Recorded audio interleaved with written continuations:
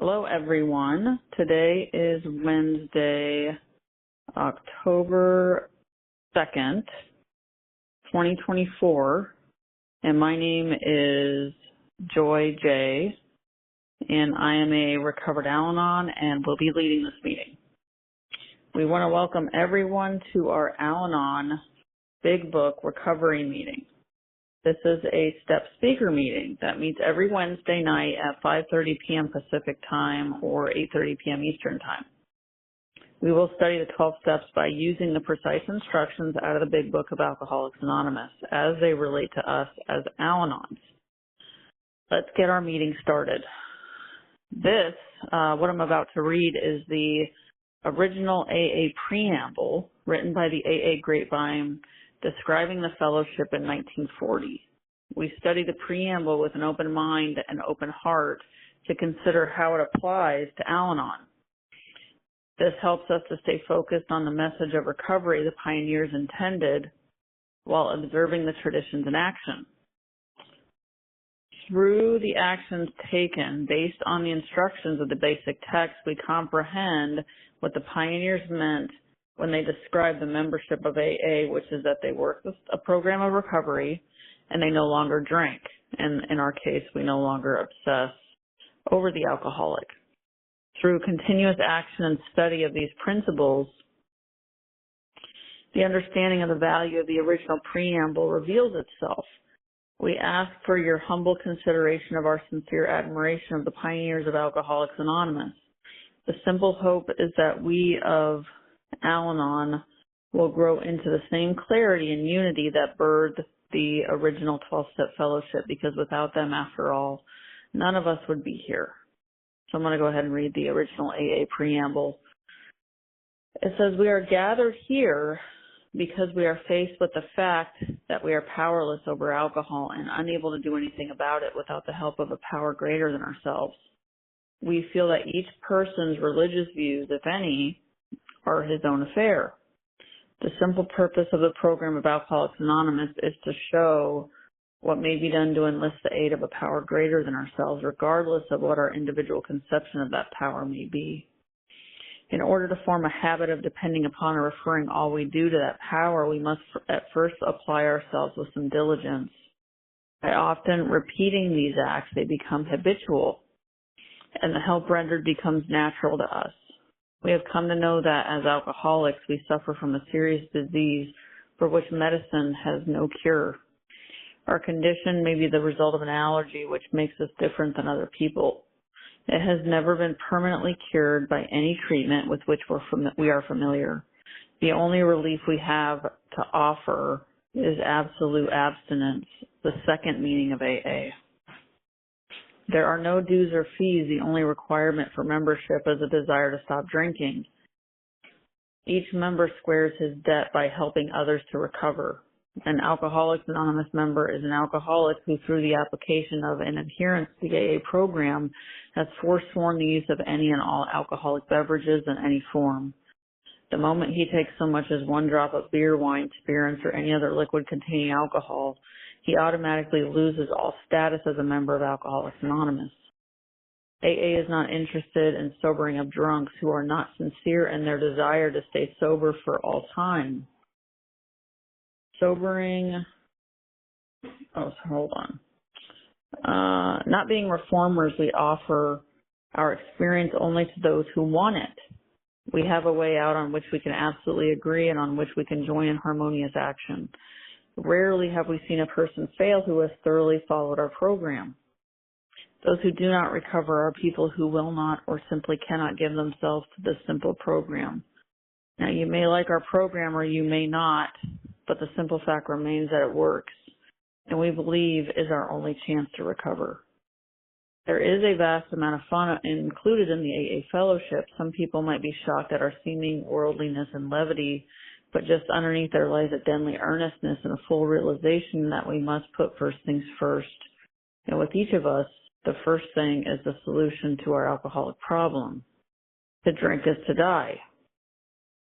Faith must work 24 hours a day in and through us, or we perish. In order to set our tone for this meeting, I ask that we bow our heads in a few moments of silent prayer and meditation, followed by the Serenity Prayer.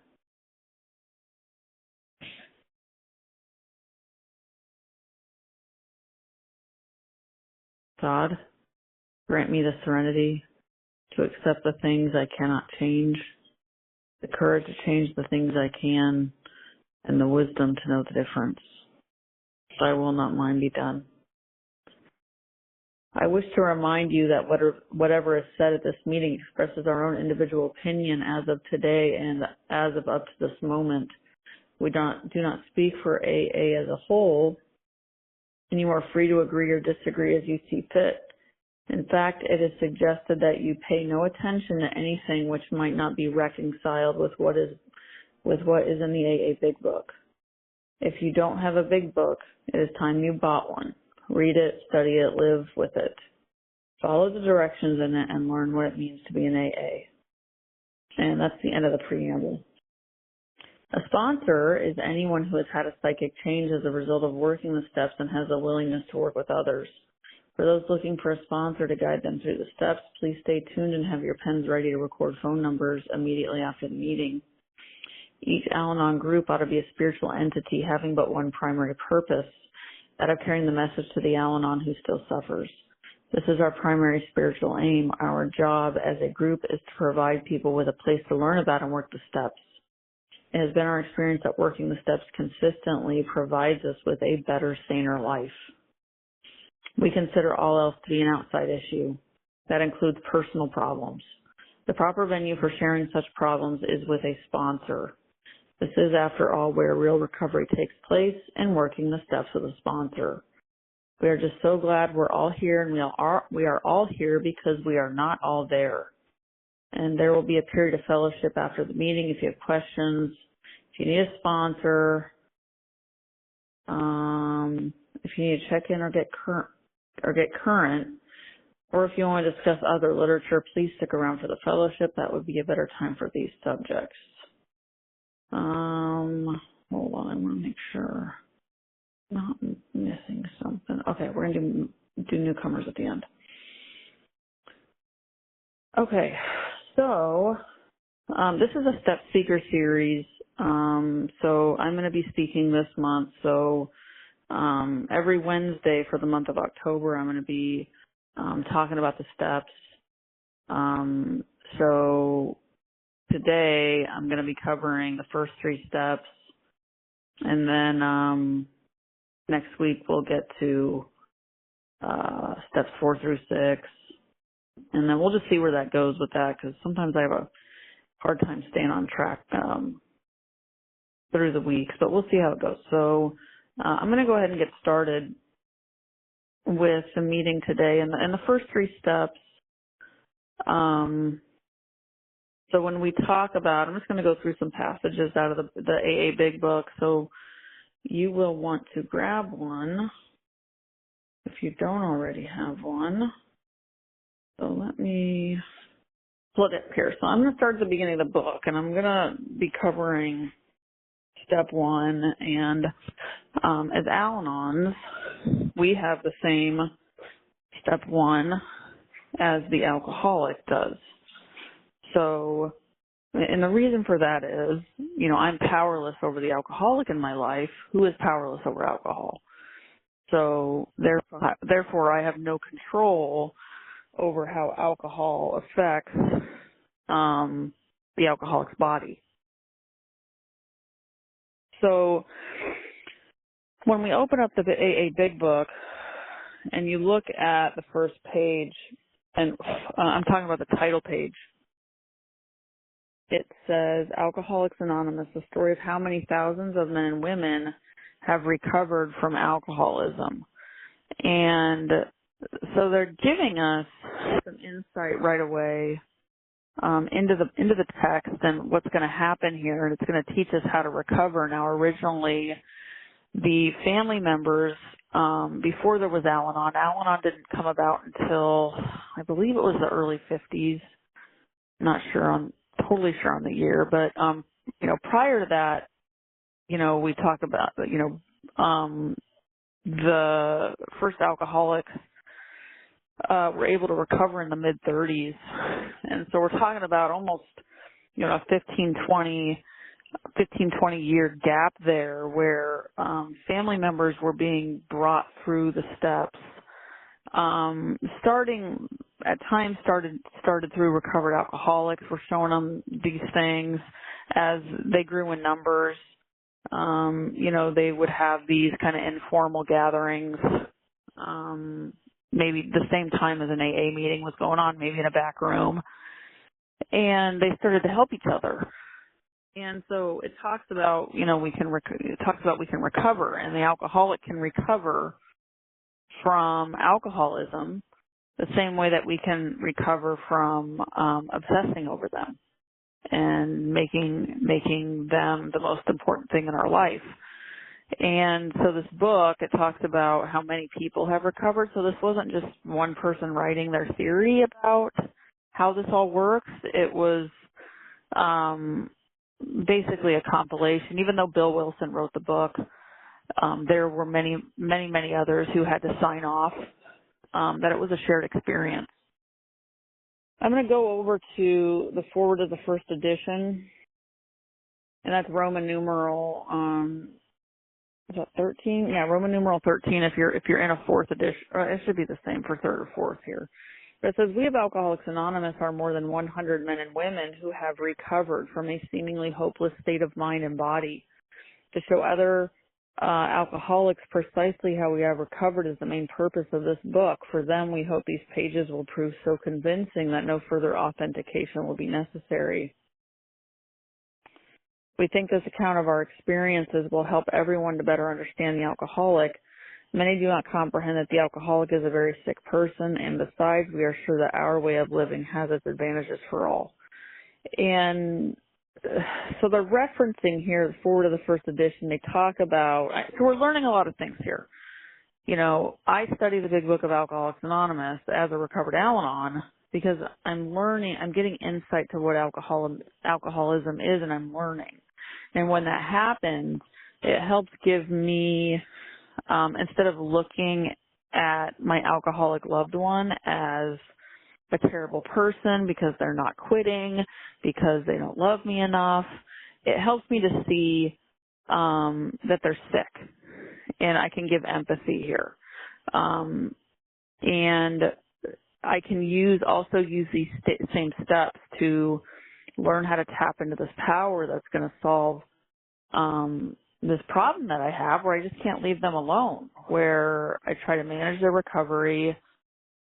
I try to do all kinds of things to, kind of make it so that they do what I want and that they have the type of recovery that I want, maybe not necessarily that they need. So it talks about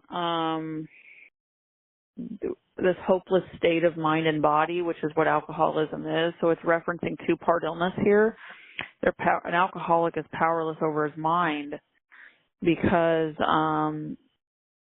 they can't stay stopped, that they always pick up that first drink. Now they're powerless over the body because there's an allergy that occurs, that their physical makeup is different than of a normal drinker, and that once they take that first drink,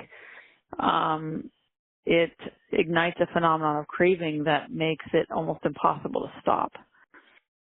And so we're finding out it's a two-part illness. Now, me as an Al-Anon, the body component doesn't really apply, but the mind, it does in a way, but it applies because of my mind. So when I have a mind that won't let me stay away from them, where I tell myself, I'm just going to, I'm going to stay out of their business. This is their thing. It's not mine. I'm not going to text them to go to this AA meeting. That's me setting a resolve and not being able to stick to it. And that's my mind. I'm powerless over my mind because I can't stop that behavior. I can't stick to that resolve. It also says here, the main purpose of the book is to show other alcoholics precisely how they did it. That means exactly. So that's what the book does is the first 164 pages it's a textbook. So it's gonna show us what we're supposed to do. And it says many do not comprehend that the alcoholic is a very sick person. So alcoholics aren't bad people. They're just really sick people. It's going to show us that here. So I feel like I'm missing the forward to the second edition. Sorry, this thing that I'm looking at, maybe I skipped ahead some. I'm not seeing.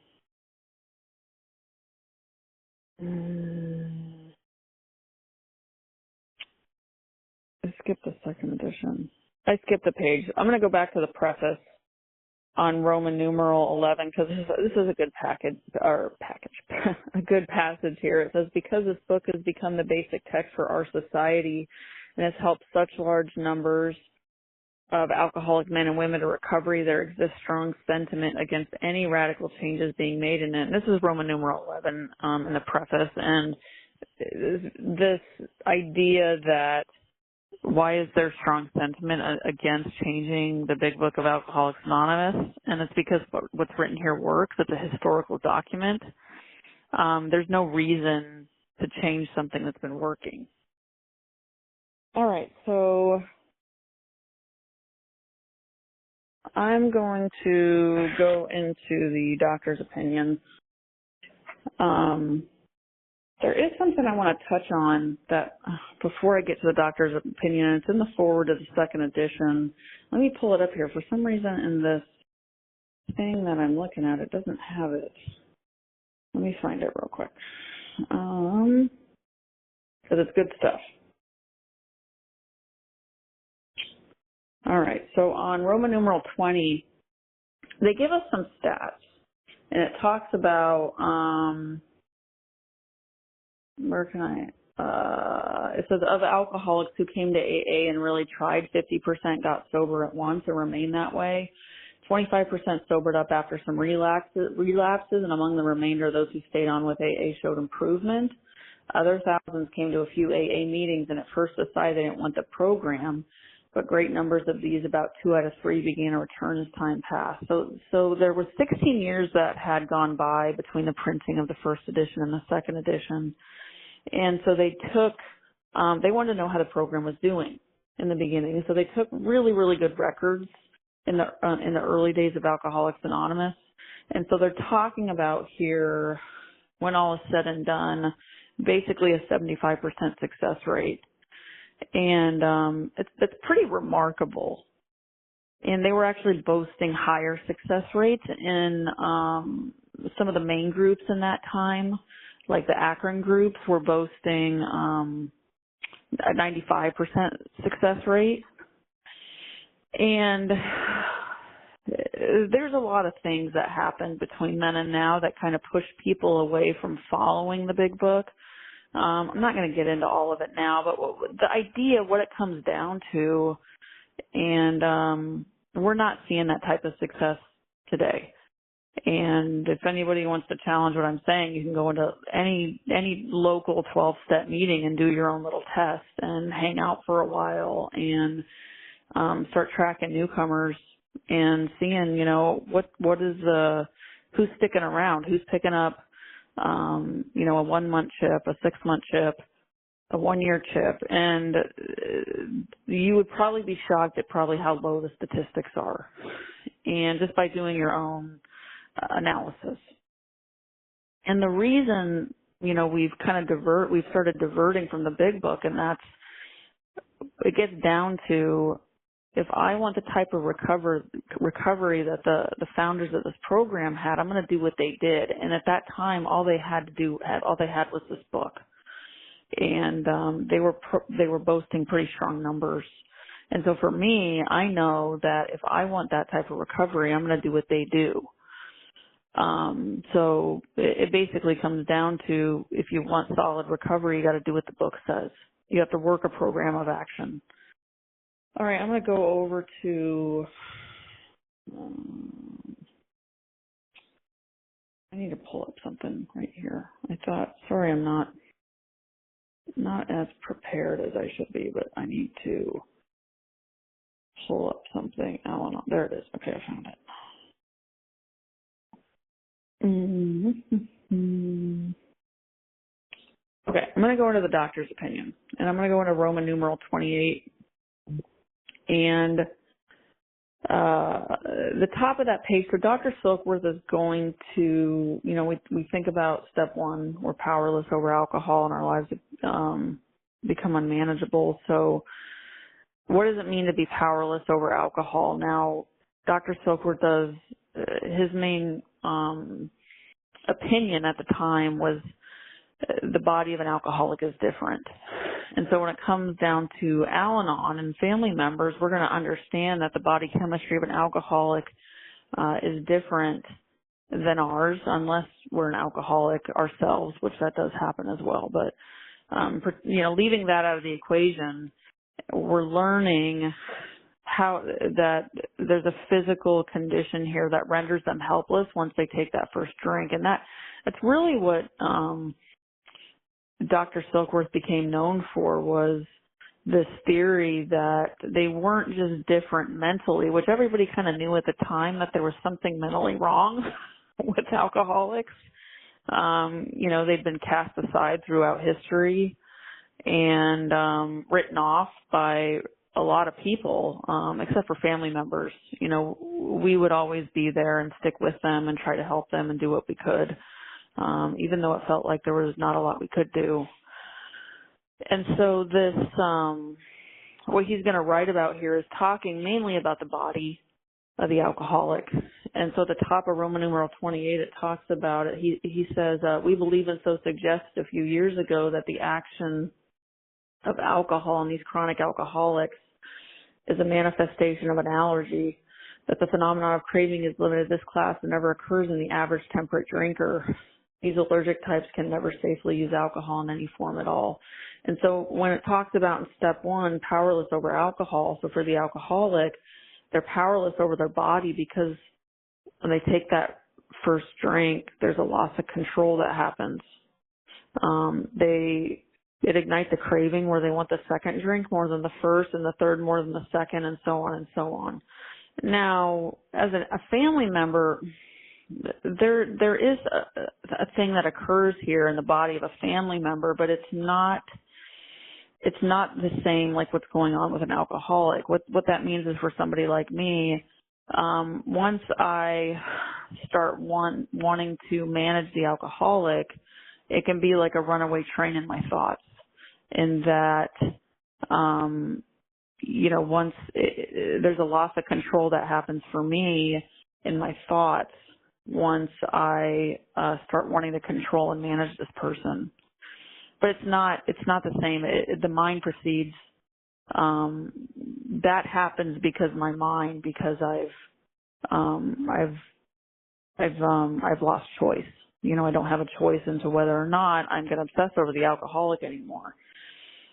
Anyway, Dr. Silkworth goes on to say, in the next paragraph, he says, frothy emotional appeal seldom suffices.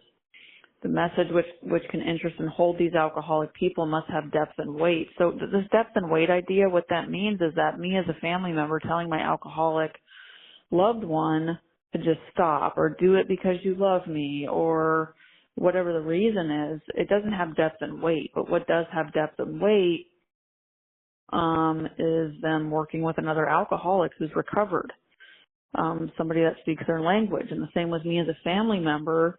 It's going to have depth and weight for me to talk to another recovered Al-Anon who's had a spiritual experience, and they've been where I've been, but they're free now.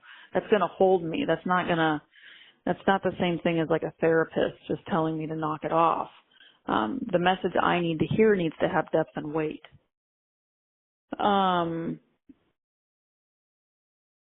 I'm going to go on to the next paragraph. Well, where he starts talking about Dr. Silkworth, the second part of step one, which is the unmanageability.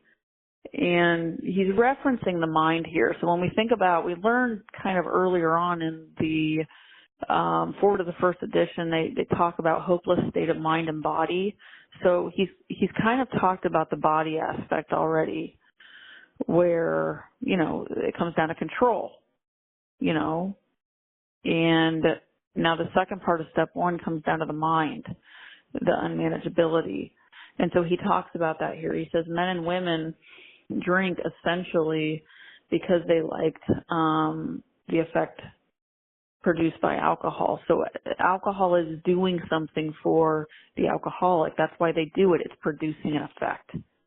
It says the sensation is so elusive that while they admit it's injurious, they cannot after a time differentiate the truth from the false. So the truth is that for them, this thing is hurting them. Maybe they can't hold down a job. Maybe they're, in fights all the time with their family members. Maybe they've had, run-ins with the law, that type of thing. And so the truth is that this thing is hurting them. And the false is that they keep telling themselves, this time it's going to be different. This time I'm just going to drink beer. This time I'm going to go to therapy. This time I'm going to go to AA, whatever it is. And so they lie to themselves. Or they're just going to maybe do AA where they're just going to go to a bunch of meetings and that's going to fix them. They don't need to get a sponsor. And we do this too as Al-Anons, where the truth from the false. The truth is that when I obsess over my alcoholic loved one, I'm not very present. Maybe I'm not focused on my job. Maybe I'm spending all kinds of money on therapies that'll fix me, or maybe I'm spending all kinds of money on therapies that will fix them. So this thing is causing me problems, but then I lie to myself because I say, okay, well, I'm going to start doing this therapy. I'm going to do an intervention with my loved one. I'm going to switch jobs. And that, that'll make it easier so that I can follow this other person. I can more easily manage the alcoholic. So we lie to ourselves. And then it goes on to say, to them, their alcoholic life seems the only normal one. So the abnormal has become normal. And as Al-Anon, same thing. It's this thought process that we have where maybe there's times that we're very, very in control, doing really well, leaving them alone, and then followed by periods of complete chaos. So it becomes normal for us. And it says we're restless, irritable, and discontented unless we can again experience a sense of ease and comfort, which comes at once by taking a few obsessive thoughts around the alcoholic, which we see others taking with impunity. So not all family members need a spiritual experience to stop obsessing their alcoholic loved one. There's some family members who say, I'm just going to leave them alone and let them do their thing and hopefully they'll quit and they can just stick to that. But there's some of us who have to get tapped into this power and help us relieve this obsession. And it says after they have succumbed to the desire again, as so many do, and the phenomenon of craving develops, they pass through the well-known stages of a spree, emerging remorseful, with a firm resolution not to drink again or not to obsess over the alcoholic again. And this is repeated over and over. And unless this person can experience an entire psychic change, there's very little hope of his recovery. And so same for us. We, unfortunately, alcoholism is a family illness. And that for me, when my alcoholic loved one gets sicker and sicker and goes through this cycle, I also get sicker and sicker too, obsessing over the consequences.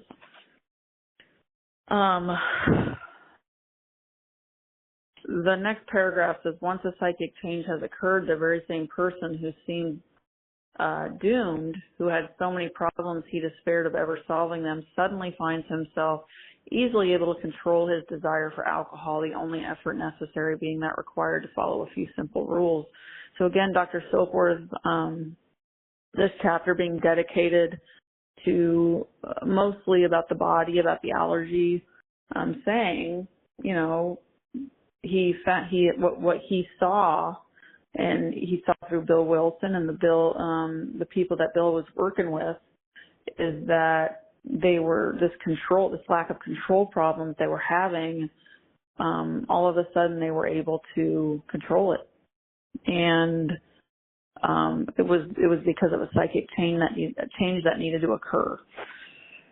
Okay, so I'm going to go over, just to kind of drive home a little bit more of this mind stuff. Now, the next chapter, chapter 1, is Bill's story. We're going to get a glimpse into what it was like for Bill, what happened, to, how he had a spiritual experience that relieved his obsession around alcohol, and then what his life is like now. So we're going to learn a really great way on how to share our stories through Bill's story.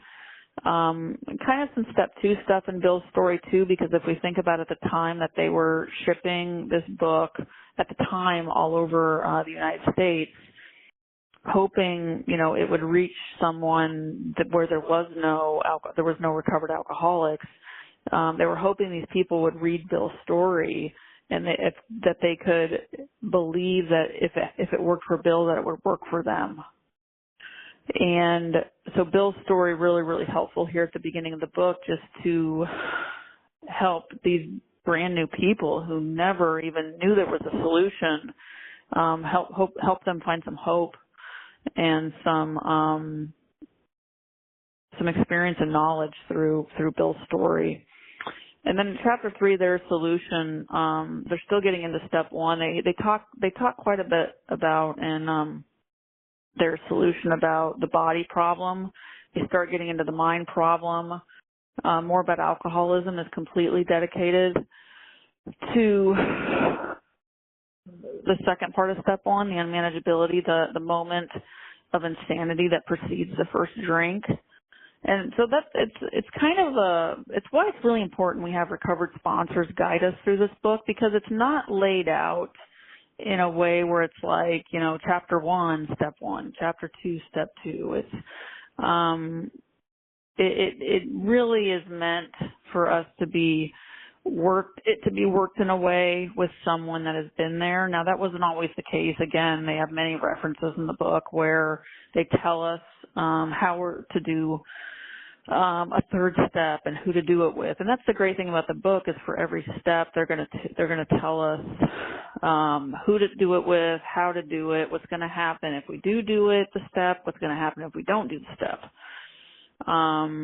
But in today's day and age, we have this program has basically touched every place in the world, basically, and we should be able to find someone that has been there, that has had a spiritual experience, that can guide us through the work.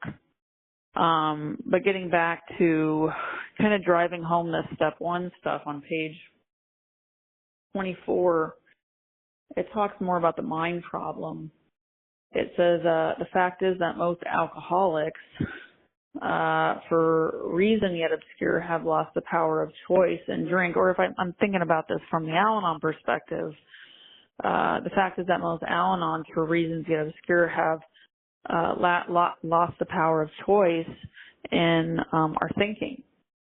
Our so-called willpower becomes practically non-existent. We are unable at certain times to bring into our consciousness with sufficient force the memory of the suffering and humiliation of even a week or a month ago, and we are without defense against that first obsessive thought over the alcoholic. And so we have a broken mind. We're a normal person. Maybe they're exhibiting some Al-Anon type tendencies, but what's going to happen is they're going to remember how badly they were burned the last time that they obsessed over this other person, and that's going to be enough for them to stop. And for a chronic Al-Anon, and we talk about chronic versus acute, and the first page of We Agnostics on page 44, they're going to tell us, do we need the 12 steps? Because not everybody that comes here does need the 12 steps, and that's why it's one of our jobs as sponsors, and they tell us this in working with others, that I need to be convinced that the man that I'm working with is like me, because not everybody comes here is. There's some people that, they just like they just want to feel better, they want a buddy, they want to talk about their problems in a meeting, and then they go home and they feel great and it's fine. That works for them. They don't need the steps. But there are people, we talk about chronic versus acute. Acute, is just, it's not forever. Chronic means that for me, my mind is always going to be broken if I'm not doing things that I'm supposed to be doing through my program. And so for a chronic alcoholic or for a chronic family member, I don't have a defense against that first obsessive thought. When that comes, no matter how bad it was last time I obsessed over them, it's never sufficient enough to keep me to stop doing it. I'll always go back. And the same with a chronic alcoholic. Now whether or not the alcoholic in our life is chronic or not, it's really not the point here. And it's not really any of our business either. But it does tell us here that we have a week. It says, the memory of the suffering and humiliation of even a week or a month ago. So it talks about how my brain has a shelf life, and it's really why the steps were meant to be worked quickly to get tapped into the power. And to remember that our job as sponsors is to stop the bleeding. And so my job as a sponsor is to get somebody tapped into the power as quickly as possible, because it says, I'm going to start feeling, after a short amount of time. It says from a week to a month, maybe a little longer than that, but it's going to come down to, if I'm not getting tapped into this power, I'm going to have a mind that's telling me, oh, you know what, everything's okay. Like, let's just go do something else. We don't need to do this. So if I'm doing, if I'm in the step of the month club, I'm not going to be getting tapped into this power. So that's why we have to, it's encouraged to go through the steps quickly. And it's why the founders did. And it's referenced many times in this book that they did not work the steps slowly. They worked them very quickly. And it was because they needed to get these people to the power, or they were likely to die. Okay, so it's a lot of talk about step one. Page 43, this would be the last page of more about alcoholism. It says, once more, the alcoholic at certain times has no effective mental defense against the first drink, except in a few rare cases. Neither he nor any other human being can provide such a defense. His defense must come from a higher power. So they're alluding to, okay, so step one, if I know that I'm powerless, I know that I can't control this runaway mind I have, and I don't have a choice anymore. That doesn't matter what I do, what I say, I always go back to obsessing over them and trying to control and manage them. So if I know that I'm burned in step one, well, what's going to happen? I'm powerless. So I'm going to have to open up to this idea that there's a power that can solve this for me. It has to be something bigger than me. The whole doorknob thing, that doesn't really work because the book is specific. It needs to be a power greater than me. And it says on page 45, getting into We Agnostics. We Agnostics is completely devoted to step two. And this chapter isn't really about God. It's about willingness. And it says on page 45, lack of power, that was our dilemma. It says we had to find a power by which we could live. And it had to be a power greater than ourselves, obviously, but where and how are we to find this power? Well, that's exactly what this book is about. Its main object is to enable you to find a power greater than yourself, which will solve your problem. So again, I don't have power. What am I going to do? I got to get power. And page 47, it's real simple, and It's one of the things as humans, we tend to kind of muck things up and kind of make things more complicated than they are. And we might come into Al-Anon and get a pamphlet and it has all these questions and it's like, do I need Al-Anon? Do I not? And the beauty of the 12-step program is it's incredibly simple. And on page 47, it kind of lays out the step 2 stuff in a real, kind of easy and digestible way. It says we needed to ask ourselves but one short question. Do I now believe, or am I even willing to believe, that there's a power greater than myself? As soon as a man can say that he does believe or is willing to believe, we emphatically assure him that he's on his way. It has been repeatedly proven among us that upon this simple cornerstone, a wonderfully effective spiritual structure can be built.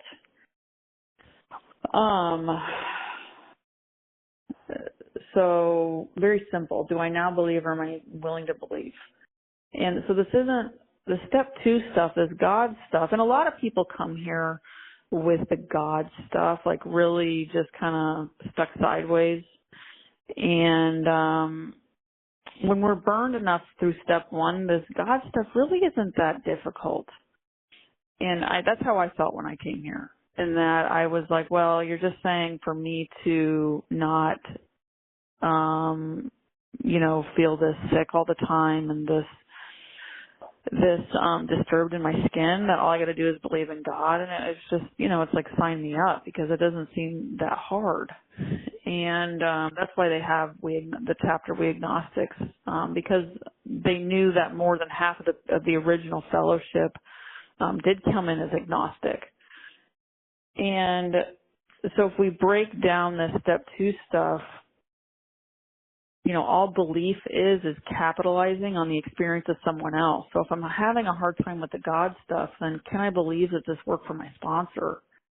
That's really all I need to make a beginning here is, am I willing to kind of be open to this idea of a power greater than myself? And if I can, it says we're on our way. And it doesn't mean we're going to have it all figured out right now. But as we go through the work, this relationship grows with this power. Okay, so that's step 2. They start getting into step 3 on page 60. It says, our description of the alcoholic, the chapter 2, the agnostic, and our personal adventures before and after make clear 3 pertinent ideas. A, that we were alcoholic or Al-Anonic and could not manage our own lives. B, that probably no human power could have relieved our Al-Anonism. And C, that God could and would if he were sought.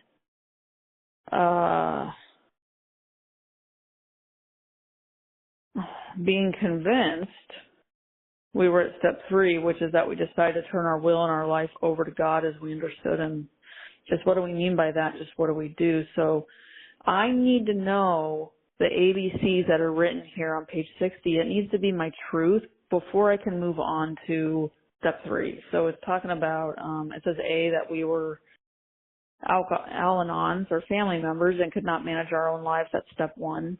B, that probably no human power could have relieved our obsession over the alcoholic. That's also step 1. And that C, that God couldn't when he were sought. That's step 2. So I need to be convinced. And then it says, we're going to turn our life over to God here. And what do we mean by that? Just what do we do? So they're going to show us through the rest of the basic text, how do I turn my life over to God? It's not like I get to sit here in step 3 and just sit here and just say, I'm turning it over, I'm turning it over, I'm turning it over. By doing the work, I'm going to know how to turn it over. And they're telling us that. Now, at this point in the book, the whole language starts to change here. Up to this point, they've spent a lot of time explaining alcoholism, explaining the mind component, the body component. Now they're gonna start really not talking about alcoholism or a whole lot. They're gonna start talking about the real root of the problem, which is our selfishness and our self-centeredness. And the top of page 62, they talk about it being the root of our problem. And then they get over to page 63. At the top page 63, they're going to give us some promises that are going to happen as long as we do what we're supposed to be doing. And they have the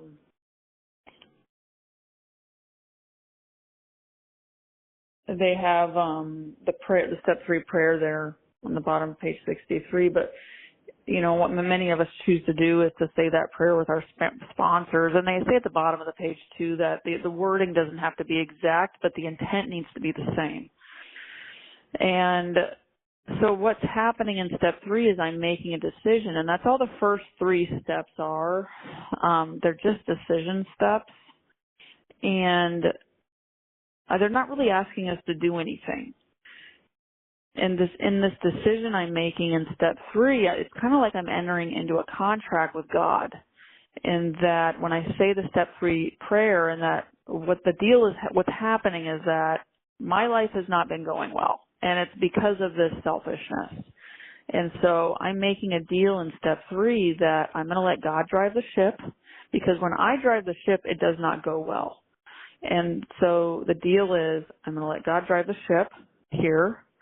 I'm going to help other family members. I'm going to work the steps. I'm going to listen to my sponsor. That's the deal I'm making in step 3. Because me just doing step 3 and not following through with the rest of this, nothing will happen. And if you look at bottom of 63, what does it say right after we take the 3rd step prayer? It says, next, we launch out on a course of vigorous action. So when we think of next, if I'm at the coffee shop and I'm behind somebody and then I go up to the counter, they say next, I get up there, I give them my order. So I'm not going to wait. There should not be a gap of time between the 3rd step and the 4th step. I should be getting to work right away, because that's what the book says. It says next. And they're going to start addressing here, and I'll get into it more next week when I talk more about step 4, but we talk about the 2-part illness, mind, body. We also may have heard mind, this is a problem of mind, body, spirit. And the 4th step is where they really start to address this spirit stuff. Now, usually when we're talking with newcomers, we don't really want them to focus on that stuff yet, just because it gets too confusing, spirit, blah, blah, blah. But in the 4th step here is where we're going to look at some of this stuff. We're going to start, we're actually going to put pen to paper. And if I'm having a hard time putting pen to paper, unless for some reason I'm misunderstanding something about the 4th step or the instructions of the 4th step, which are, the instructions are bottom of 63 all the way to the end of the chapter on page 71. If I can't get honest with a piece of paper, it's not a step 4 issue, it's a step 1 issue. And it means that I think I'm special and I don't have to do the work, which means I'm not convinced that I need to be here. And if, our job as sponsors is when we work with people and they're not willing to get honest with a piece of paper, then our job is to say, well, that's okay, but you need to go out there and do some more stuff because you're not ready to do this work yet. And that's not because we don't like them. It's not to hurt their feelings. It's because that's what needs to happen. We don't tell them to keep coming back. We don't tell them to stay. We tell them, you go out there and you have as much fun as you can doing it your way. And then when you're ready, you come back. And that's, I had to have that experience. I don't recommend it for anybody. It's not really what's supposed to happen, but that's something that happened to me, is that I wasn't ready to kind of think all the rules applied to me. And so I was told to go away until I was ready, and I did. So, again, we'll get into more of this 4-step stuff next week. And let me just make sure. Sorry, I got to look at my script. I'm not sure when I'm supposed to stop here. Look at this. Mm, oh, okay. I got like 5 minutes. And I can start talking. Why don't I just jump into some of this 4-step stuff?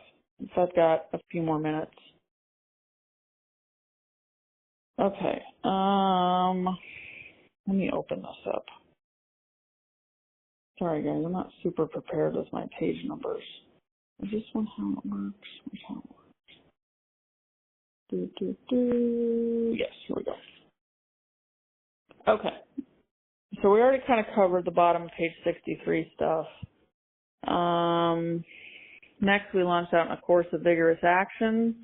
So this course of vigorous action, that's the rest of the steps, and it's saying the first step of which is a personal house cleaning. So this course of vigorous action, so I'm going to go through the rest of the steps vigorously. They're saying the first step of this vigorous action stuff that's going to be happening is my 4th step. And though our decision was a vital and crucial step, the referencing step 30, it could have little permanent effect unless at once followed by a strenuous effort to face and to be rid of the things in ourselves which had been blocking us. So now, again, addressing that spirit problem, we're going to be looking at things, and this might not all be clear when we're new. Our sponsor is going to give us some instructions how to do the 4th step. Very, very simple. It doesn't need to be this big scary thing. For some reason over the years it has turned into a very scary thing for people. It's something I hear about all the time. And it's really not a scary thing. It's very simple. It wasn't meant to be pages and pages and pages of all these people we're mad at, and every single one needs to be on there. If you look at the example that Bill gives on page 65, it is very simple how it's laid out. And the idea there is there's certain truths that I need to see about myself, but I don't need to have 5 million people on there to see these truths. And the more that I'm writing about each of these resentments, the more emotional I'm getting. And he says in the next paragraph that this is going to be a fact-finding and a fact-facing process. So if we think about, we're going to take an inventory and we're not going to get emotional about this. So if we think about say I work in a convenience store and I have to go through and do inventory every week, and I've got to go through and I'm like, oh, we have a bunch of baked goods. They've gone moldy. I have to throw them away. I'm not going to get all emotional about the moldy bread that I have to throw away. We're going to look at this as if it's a business inventory. What else does he say here?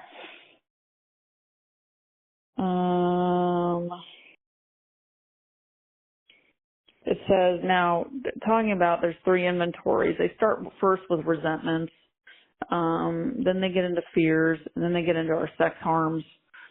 And it talks about bottom of 64. It says resentment is the #1 offender. It destroys more alcoholics than anything else. So we're not excluded from this because we're family members. These things don't just apply to the alcoholic. We're going to take the same exact approach and look at the same things, and we're going to look at this resentment stuff. And they tell us exactly what we're going to, it says in dealing with resentments, we set them on paper. We listed people, institutions, or principles with whom we were angry. So that's column 1. And if you look at Bill's example on 65, you can see it there. And then it says column 2, we asked ourselves why we were angry. And then he gets into column 3. In most cases, it was found that our self-esteem, our pocketbooks, our ambitions, our personal relationships, including sex, were hurt or threatened. So we were sore, we were burned up. So these first 3 columns, we're getting into some stuff. And it looks like I'm at time, so I'll just wrap it up there. We'll get into more next week. But let me go ahead and wrap this up. Okay. 7 Tradition says that every group ought to be fully self-supporting, declining outside contributions. This group does not have a payment structure in place and currently requires no overhead expenses. If you would like to fulfill Tradition 7, please direct contributions directly to the Al-Anon World Service Office by visiting alanon.org. For questions about this meeting, or if you're looking for a sponsor, please send emails to alanonbigbookrecovery@gmail.com. And recordings can be accessed on YouTube by searching at Al-Anon Step Speaker in the YouTube search box. If you're interested in other Al-Anon meetings that follow the Big Book, please visit alanonbigbooksolutiongroup.org. All right, I'm going to read from page 164. Our book is meant to be suggestive only. We realize we know only a little. God will constantly disclose more to you and to us. Ask Him in your morning meditation what you can do each day for the man who's still sick. The answers will come if your own house is in order. But you obviously cannot transmit something you haven't got. See to it that your relationship with Him is right, and great events will come to pass for you and for countless others. This is the great fact for us. Abandon yourself to God as you understand God. Admit your faults to Him and your fellows. Clear away the wreckage of your past.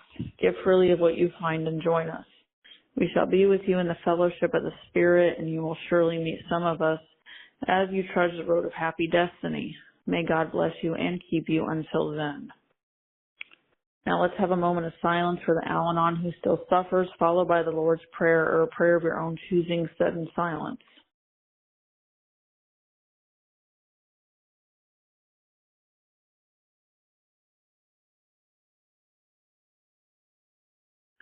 Who loves us and keeps us sane. Our Father, who art in heaven, hallowed be thy name.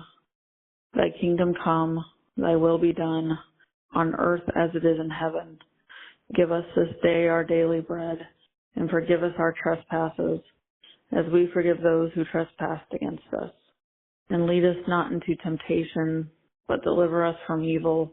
For thine is the kingdom, the power, and the glory, forever and ever. Amen.